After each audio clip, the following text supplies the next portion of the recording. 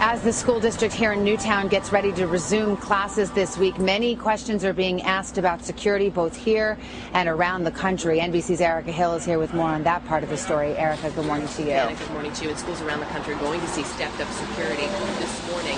The security and safety measures at Sandy Hook Elementary were actually models for other schools. Therese Lestick, whose 5-year-old daughter Ava survived the attack on Friday, praised the security measures at the school, even as she grapples with sending her daughter back to class on Wednesday. I've been at Ava's school this school year. I never felt unsafe. And does that feel like the appropriate amount of security for you? And did you always feel that way? I mean, even before Friday, that was appropriate to have at the school? Yes. There is no standard for school security in this country, but there is plenty of talk. There's not a school in the country that won't be reviewing their safety procedures this week.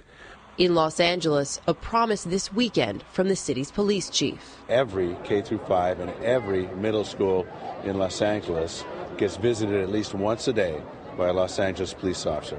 As police in Tampa try to reassure worried parents and students. We are 100% committed to ensuring the safety of our students. Joe Cirasolo spent decades as an administrator and superintendent in Connecticut public schools. What do you see as the perfect combination, the safest combination of both procedures and systems? There has to be a balance. We're not running a bank or we're not running a prison.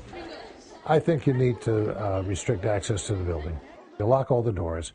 You make sure nobody gets in. At Sandy Hook Elementary, all of those procedures were in place, along with regular lockdown drills.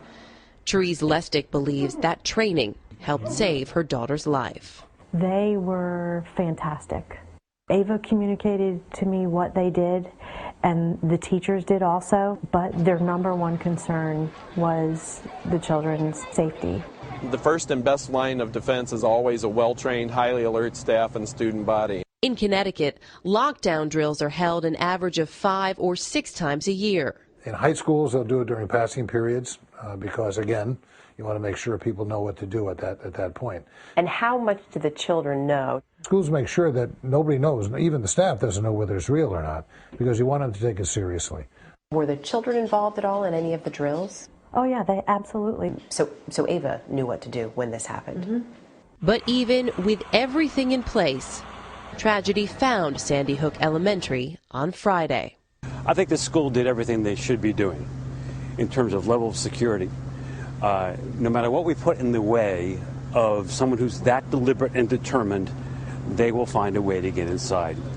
When it comes to these kids, or what do you think will make them feel the most safe? The love and the nurturing and the caring of their individual teachers. And for parents? The most important assurance they're going to get is when their children come home after that first day and they're happy kids again.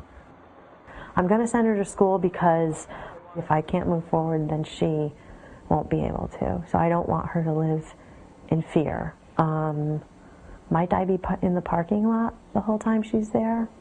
It could be.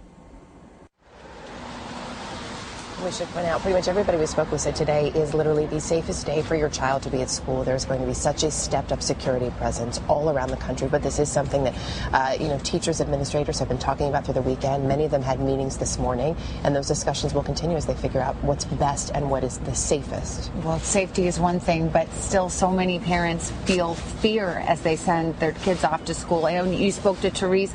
I mean, she's going to be looking in a few days at sending her kindergartner back to this school. And she said she's not sure how that's going to happen. She said, I don't know that I can actually put her on the bus. She doesn't want to freak her out, but Ava still doesn't know what happened. She's not sure how to tell her, and she wants her to go back to school for the normalcy, but she is having a really hard time in her head knowing that she's going to have to leave her daughter at some point. So hard for children, so hard for parents, not knowing how much to tell their children and wanting to convey this impression of calmness when inside they're hurting so much too. Erica, thanks for your story.